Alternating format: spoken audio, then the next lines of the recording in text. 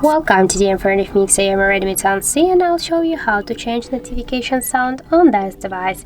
So first you should go into the settings application and then scroll down to the sounds and vibration. Here just you'll see the first section with the notification sound. Just click here. Now we have selected the drop list. We can switch it here, or just to click here to the more button. We can choose the online ringtone or local ringtone, just custom ringtones on our device.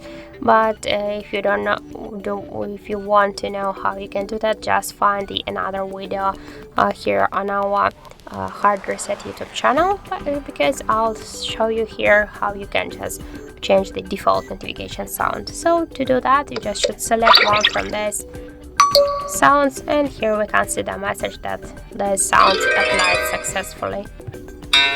So after that, just go back to save the changes, and now we can see here the new one notification sound, the one chimes.